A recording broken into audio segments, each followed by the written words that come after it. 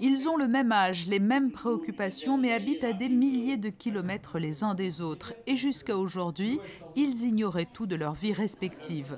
À l'initiative de Titouan-Lamazou, avec le soutien de la MAD mondiale, des élèves de seconde du lycée Albert Ier ont pu longuement échanger avec des élèves d'un lycée d'Agadez, la deuxième ville du Niger. L'ancien navigateur, aujourd'hui artiste et grand voyageur, séjourne en effet actuellement dans ce pays du Sahel et il organise des séances de visioconférence pour permettre d'établir un contact entre ces jeunes. Les gens ont des échos et une représentation de l'autre qui est extrêmement tronquée, caricaturale souvent, parce qu'il n'y a pas forcément la place de développer ça dans les médias.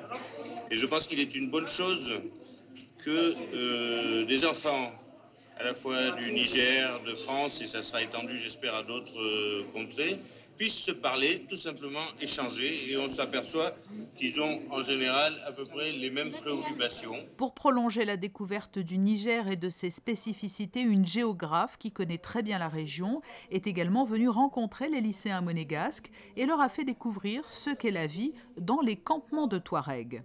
Ça fait 25 ans que je cours le Sahel entre la Mauritanie, le Niger, le Mali, principalement le Nord Mali, et principalement la région de Kidal, Aguelou, Tessalit, où j'ai beaucoup approfondi, où je fais partie de la famille, où je connais des familles maintenant depuis 10 ans, dont on suit des enfants, dont on suit des jeunes maintenant qui ont 18 ans, qui sont... Donc c'est vrai que c'est ça, c'est le terrain. C'est le terrain, écoutez-les donc au clair de la lune. C'est le terrain et les relations humaines. Abdallah est le jeune Touareg qui va venir vous présenter son école. Alors tu parles fort, hein? Bonjour. Bonjour. Notre établissement est l'un des établissements les plus reconnus de la région. Il a un effectif presque de 3000 élèves. 3000 élèves. Et comment... Je vais parler un peu du foot là. Du foot?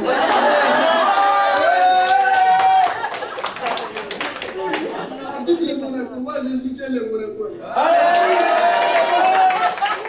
C'est très intéressant parce que voir des jeunes comme ça qui habitent à des milliers de kilomètres, ça fait toujours une espèce d'impression, on se dit « Waouh, mais en fait ils sont carrément comme nous, ils ont les mêmes sujets de conversation, on tourne autour des mêmes choses, c'est bien, c'est un peu un des bienfaits de la mondialisation, on arrive à se retrouver sur plein de sujets, c'est vraiment super. » C'est magique, il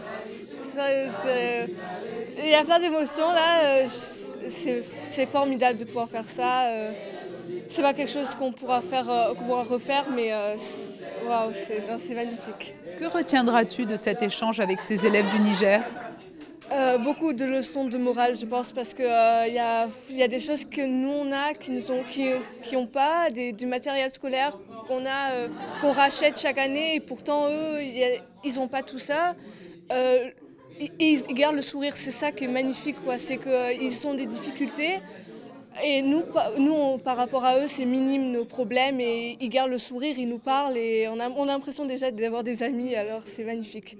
Football, musique, vie quotidienne, tous les thèmes ont été évoqués, y compris celui de l'eau, qui est le fil conducteur de cette opération baptisée Enjeu d'eau. L'accès à l'eau est l'une des difficultés quotidiennes que doivent surmonter les habitants du Niger. Et les élèves du lycée Albert Ier ont pu le découvrir lors de ces discussions qui vont maintenant trouver un prolongement en nourrissant leurs réflexions en cours avec leurs professeurs de sciences et vie de la Terre.